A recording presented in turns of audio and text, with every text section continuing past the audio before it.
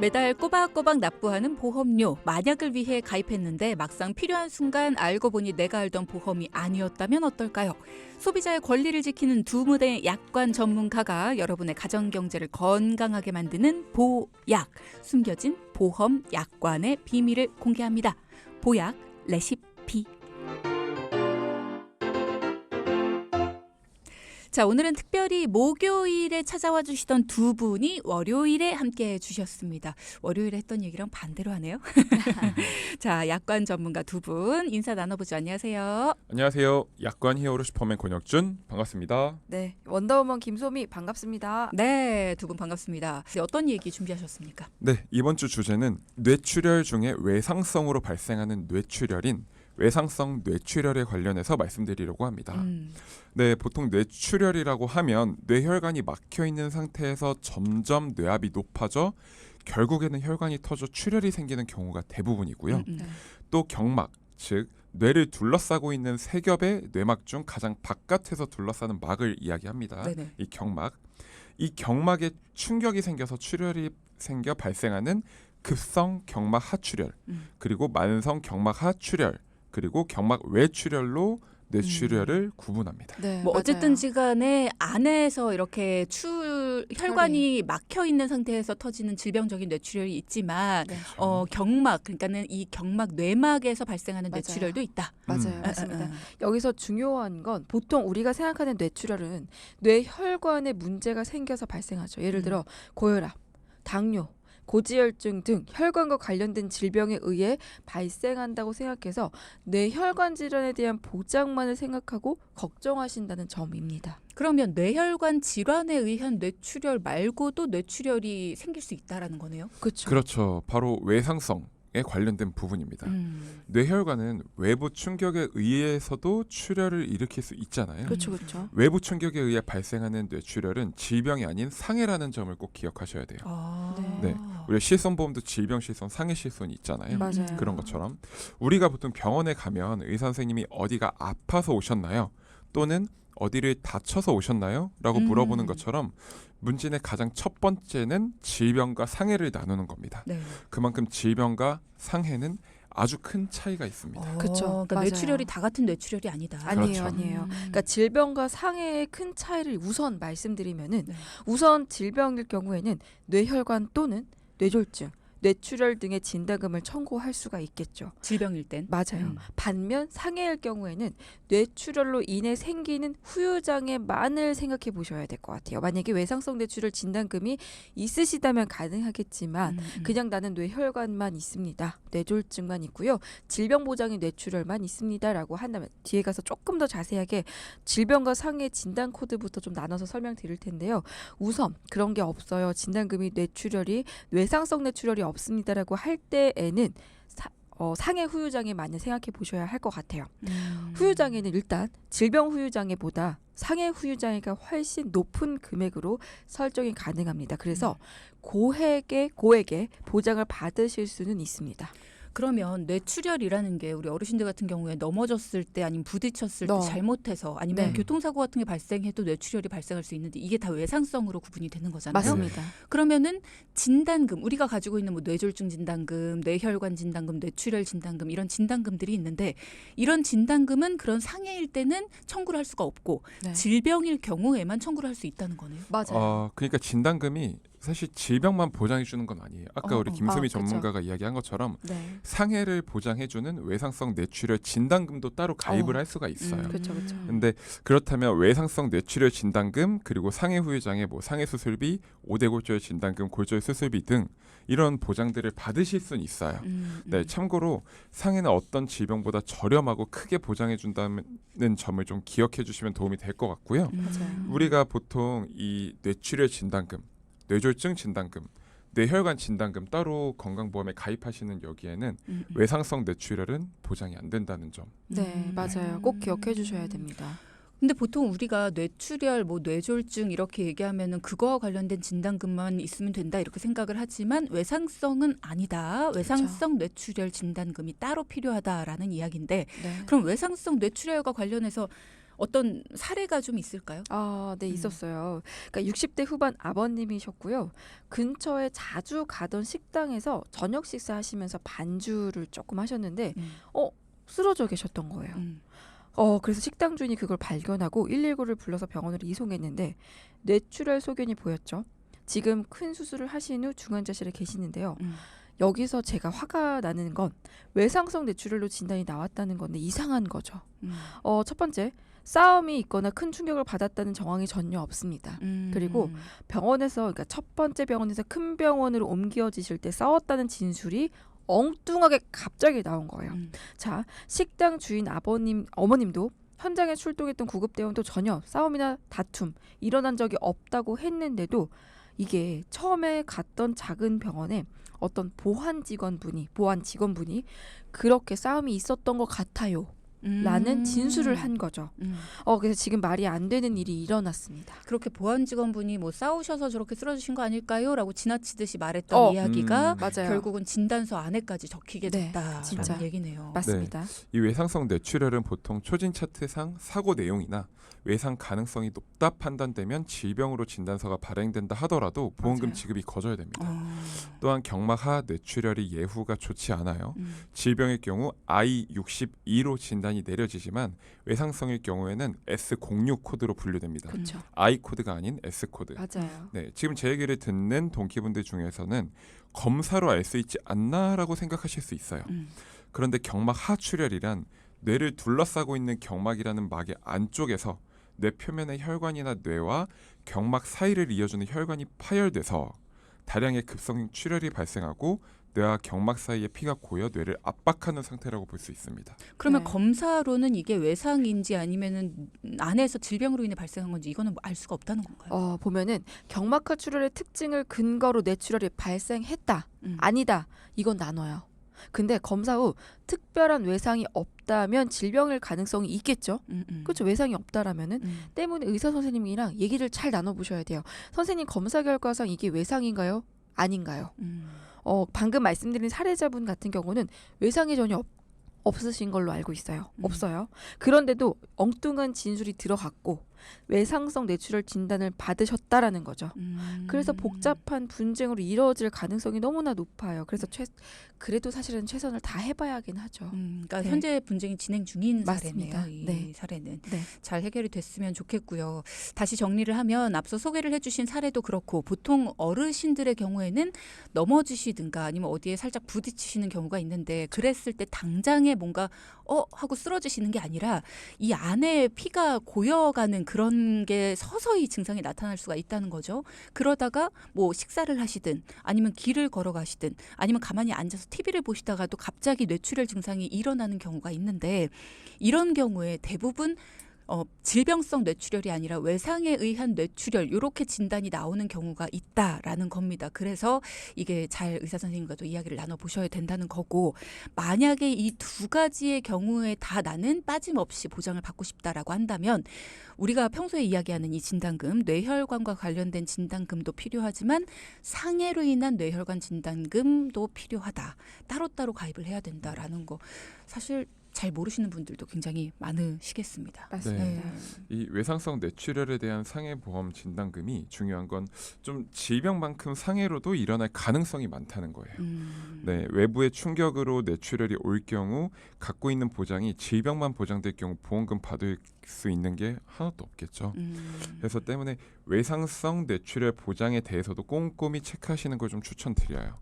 또한 질병보다 상해 보장이 저렴한 보험료로 보다 크게 보장이 가능합니다. 네. 때문에 외상성 뇌출혈이 발생했다면 진단금만 생각하시는 것보다는 수술비도 질병 수술비가 아닌 상해 수술비에서 또 질병 후유장애가 아닌 상해 후유장애에서 보장된다는 점을 꼭 기억해 주셔야겠습니다. 네. 네. 이렇게 혹시라도 문제를 겪고 계시는 분이 있으시다면 일단은 사용한 내가 쓴 어떤 병원비에 대해서 돌려받을 수 있는 실손이라도 가지고 계신다면 그 부분에서는 도움을 어느 정도 받으실 수 있겠지만 뭔가 보험의 도움을 받기가 좀 힘든 것 같다라는 생각을 하실 수도 있을 것 같은데요. 이런 경우에는 상해로 인한 뇌출혈 진단금이라는 것도 따로 존재를 한다라는 거 알아두시면 좋겠습니다. 동키 여러분도 뇌혈관 질환에 의한 뇌출혈 그리고 외상성 뇌출혈 진단금의 차이 잘 기억을 해두시고요. 또 다른 분쟁 사례가 있지 않기를 바랍니다. 자, 다음은 저희 홈페이지에 직접 두 분이 만나서 상담을 하신 분의 사례가 올라와 있는데요. 저희가 방송에 맞게 재구성을 해봤습니다. 이분은 어떤 것 때문에 고민이 있으셨는지 함께 들어볼까요? 안녕하세요. 저희는 농사를 짓고 있는 60대 후반 부부입니다. 시골에 있다 보니 지인의 지인을 통해서 보험을 가입했고요. 그러다 보니 저희 두 부부 합쳐서 보험료가 200만 원이나 됩니다. 아무리 방송을 들어도 저희만큼 많이 내는 분들도 없는 것 같고 뭔가 문제가 있는 것 같아서 용기 내어 봅니다. 심지어 저희가 가입한 보험 중에서 실손보험은 작년에 요즘 거로 변경했습니다. 고객센터에서 전화가 와서 바꿨거든요. 다행히 아직은 남편과 저 둘 다 혈압약을 복용하는 것 외에 건강상 이상은 없습니다. 납입을 완료한 보험도 몇 개 있는데요. 이제는 건강도 건강이지만 저희 부부 농사 짓기도 쉽지가 않아서 연금으로 편하게 노후를 맞았으면 하는데요. 어떻게 해야 할지 몰라서 이렇게 도움을 청합니다. 농사를 지으시는 60대 후반 부부시다라고 말씀을 주셨는데 농사를 지으시면서 저희 방송도 또 이렇게 애청을 해주셔서 너무 감사드립니다. 네. 농사가 참 힘든 일이잖아요. 그렇죠. 노후는 편하게 지내고 싶다. 이제는 뭐 건강도 건강이지만 농사짓기도 쉽지가 않다. 그래서 노후를 좀 편하게 맞았으면 좋겠다라는 말씀 주셨는데 아무래도 이것저것 고민이 좀 많으실 것 같아요. 네, 저희가 직접 만나 뵈니까 정말 사람 좋아하시고 순수하신 정말 인정 많은 60대 부부셨어요. 네. 상담 신청해 주시고 맨 처음 뵐 때도 멀리서 와줘서 고맙다고 하시면서 음식도 한 상 차려주셨던 게 생각이 나는데요. 안타깝게도 보험을 가입하셨던 경위를 좀 들어보니까 동네 주민 딸의 친구, 동네 주민 며느리 등등 지인분들의 소개로 가입한 보험이 하나 둘씩 늘어나더니 결국에는 현재 보험료가 약 200만 원이나 되셨다고 하는 거예요. 그러게요. 아니 안 그래도 사연 들으면서 두 분의 보험료가 합쳐서 200만 원이면은 한 분당 100만 원씩 와 너무 많이 내고 계신다라는 그쵸. 생각이 들었어요. 두 분의 솔루션이 절실한 상황입니다. 두 분의 보험 어떤 상황인지도 좀 짚어봐야 될 것 같고요. 문제점 찾아봐야 될 것 같고요. 그리고 또 바로 잡는 것도 저희 4부에서 이어서 해보겠습니다. 4부 본격적으로 시작하기 전에 문자창으로 이런 얘기 주셨어요. 보험을 넣고 있는 도중에도 좋은 상품이 있다고 바꾸라는 전화를 하던데 진짜로 더 좋은 상품인 건지 한참 동안 넣은 거라 정말로 우리를 위해서 보험회사가 전화를 하는 건지 잘 모르겠어요. 이럴 때 어떻게 판단해야 되나요? 이런 말씀을 주셨거든요. 우선은 기존에 가지고 계시던 보험 증권을 봐야 알 수 있겠지만 사실은 새로운 상품이 나와서 좋은 것들이 나오는 경우도 있어요. 예전 보험이 좋다라고 하시는 분들도 계시는데 사실은 장단점이 있기 때문에 이거는 보험 증권을 보고 새로 가입 제안서를 받은 것도 보고 이 두 가지를 좀 비교를 해봐야 될 것 같아요. 맞아요. 네. 맞아요. 기존 거에 큰 문제가 없다면 아무리 더 좋은 게 나와도 저는 바꿀 필요 없다고 봅니다. 네. 더 좋은 게 나올 수 있죠. 네. 내가 지금 가진 것보다 더 좋은 상품이 나올 수는 있지만 내가 지금 한참 동안 냈어요. 근데 네. 지금 내가 만약에 이걸 정리해요. 그럼 그동안 낸 돈이 뿅 없어져요. 네, 손해보는 거잖아요. 네. 그렇게 손해보는 일은 절대 하지 마십시오. 맞아요. 하지 마시고요. 네. 이게 정말 내가 가지고 있는 보험에서 뭔가 필요한 건데 없어서 네. 더 좋은 보험에서 뭔가 보완을 해야 되는 그쵸. 거였는지 네. 그리고 들어봤을 때 내가 진짜로 이게 더 필요한 건지를 충분히 따져본 다음에 그 다음에 만약에 내가 기존에 갖고 있던 게 너무 엉망이다. 그렇다면 바꾸는 게 맞겠죠. 왜냐하면 돈을 안 내는 게 나오니까. 맞아요. 네, 그런 것들을 판단하셔야 되는데 그러기 위해서 저희가 정보를 늘 드리고 있지만 혼자서 판단하기가 어렵다. 그러면 정말 내 입장에서 아우 새로 나온 거니까 바꾸세요. 이렇게 할 게 아니라 진짜 내 입장에서 함께 고민하고 판단해 줄 그런 전문가들이 필요합니다. 저희가 그런 전문가들을 모시고 왔으니까요. 여러분은 믿고 상담 신청해 주시면 여러분의 입장에 맞춰서 함께 고민을 해드리겠습니다. 그런 전문가 필요하시다면 전문가 상담 요청 주시면 되겠어요. 문자창은 지금도 열려 있습니다. 자, 그러면 4부 시작할 텐데요. 앞서 3부에서는 외상성 뇌출혈 분쟁 사례에 대해서도 살펴봤고요. 그리고 농사를 지으시는 60대 후반 부부의 사연도 소개를 해드렸습니다. 부부가 한 달 동안 200만 원의 보험료를 내고 계셔요. 과연 이게 다 필요한 보험일까라는 의문이 생깁니다. 60대 후반 부부 매월 보험료 200만 원 이거 너무 많은 거죠? 많죠. 맞습니다. 근데 상황에 따라서 사실 다를 수 있어요. 그래요? 예를 들어서 이 부부 두 분께서 월 소득이 2천만 원 최소 넘습니다. 저희는 라고 한다면 200만 원 가입하는 게 큰 무리가 없을 수도 있어요. 예를 들어 필요한 것만 다 넣고 모든 걸 알고 계신다면. 네, 나는 일부러 너무 좋은 상황인데 그거는 나는 너무 최고의 상황인데 그쵸. 돈도 많이 벌고 나는 보험 이거 전부 다 어떤 건지 다 알아. 나는 내가 어떤 때 보장받는 건지 다 알고 가입한 거야. 아이 그런 맞아요. 분이면 뭐 200이 문제입니까? 뭐 네. 다 괜찮죠. 그럼요. 네. 원해서 한 거고 알고 있습니다. 일부러 이렇게 했어요라고 한다면 큰 무리가 없을 수도 있겠죠. 그렇죠. 그런데 만약 월 소득이 500만 원도 큰 돈이지만 500만 원 정도인데 보험료가 200만 원이에요. 사연자님이 걱정하시는 것처럼 정말 보험료를 너무나 많이 내시는 것 같다라고 말씀드릴 것 같습니다. 우리가 매일매일 쓰는 돈들도 되게 많아요. 그리고 맞아요. 생활비로 필요한 돈도 많아요. 돈은 맞아요. 있으면 있을수록 필요한 데가 많이 생겨요. 그렇죠. 맞아요. 근데 보험은 만약을 위해 대비해서 가입을 하는 건데 그게 너무 우리 가정 경제의 많은 부분을 차지한다. 이거는 저는 좀 문제가 있다라고 생각을 합니다. 각자의 상황에 맞춰서 보장 자산은 준비를 해둘 필요가 있다. 네, 그죠? 네, 맞습니다. 우선 우리 사연자분의 가장 큰 고민 두 가지였습니다. 하나는 너무 많이 내고 있는 보험료인데요. 그렇게 보험료를 많이 납입하고 있다. 그렇다면 그 보장의 크기는 어떻게 되는지도 고민하고 계셨고요. 두 번째 고민은 여유 있는 노후 생활을 하고 싶다는 점이었어요. 그래서 우선 두 분의 보험을 한번 살펴봤는데요. 네. 저희가 앞서 총 200만 원이라고 말씀을 드렸죠. 아버님의 경우는 CI 보험 40만 원이었습니다. 어머님도 CI 보험 35만 원이었고요. 아버님은 암보험 갱신형으로 15만 원, 어머님의 암보험은 5만 원. 두 분 실손보험은 합쳐서 10만 원이었어요.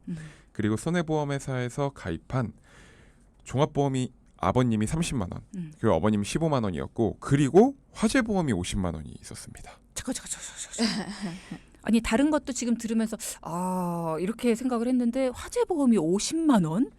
굉장히 넓은 집에서 사시나 봐요. 아니 50만 원이나 화재보험을 들 일이 있나요?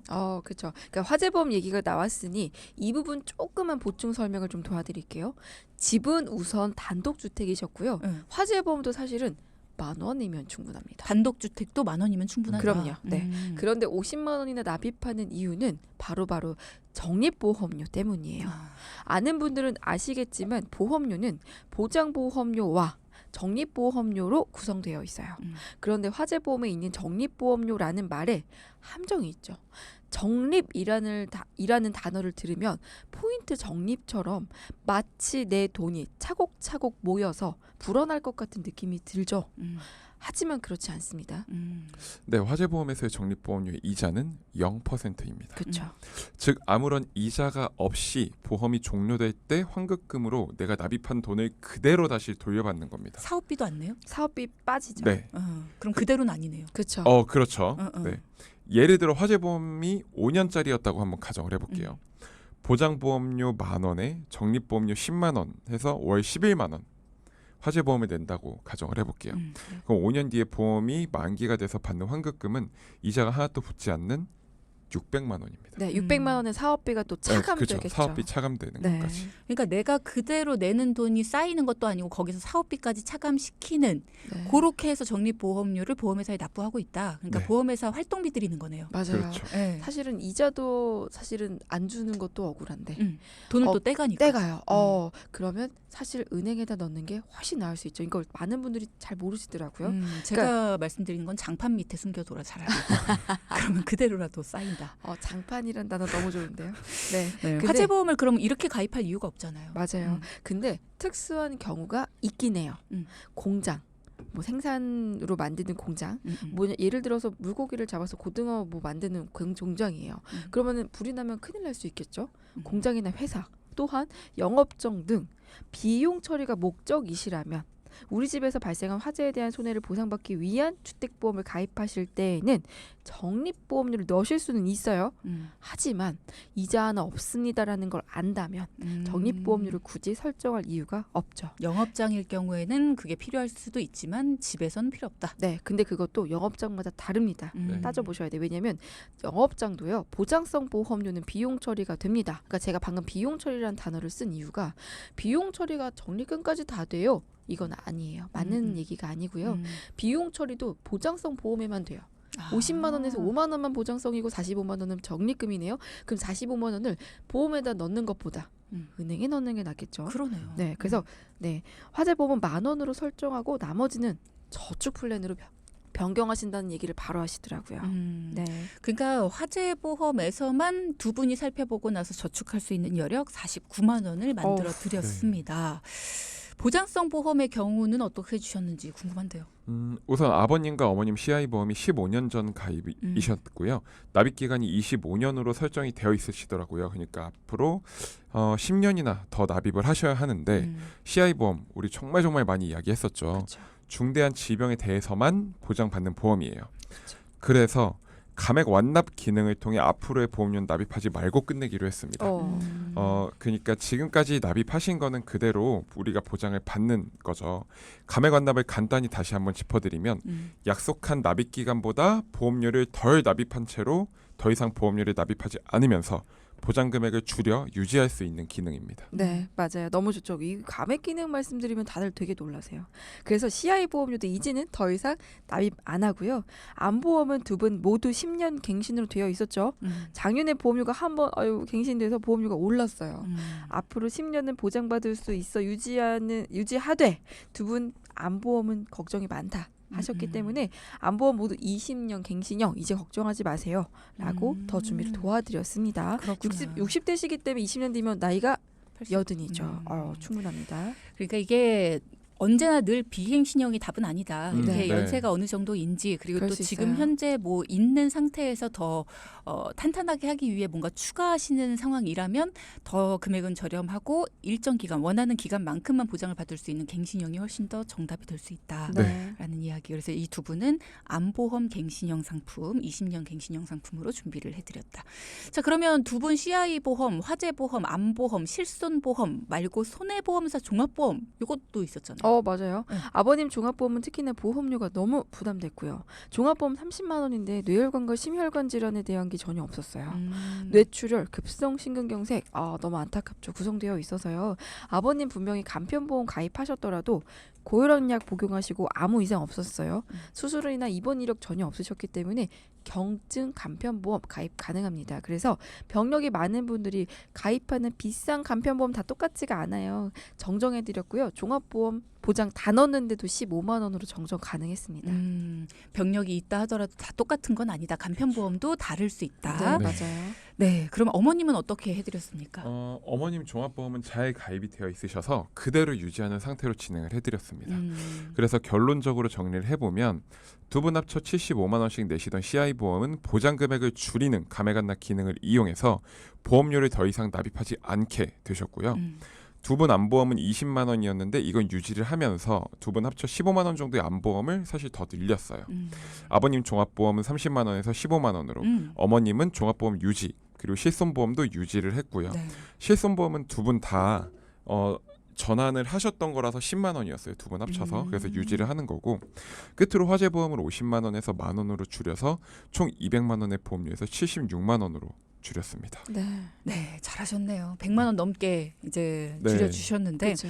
두 분이 걱정하시던 게 노후 대비잖아요. 이 네. 부분은 어떻게 도와주셨습니까? 네, 맞아요. 우선 현재 두 분이서 받는 연금도 좀 있으세요. 네. 농사일을 그만두시고 일을 아예 끊길 때를 대비해서 100만 원 정도 짧게 연금을 준비하시기로 했습니다. 납입을 짧게 하는 거로. 그렇군요. 네.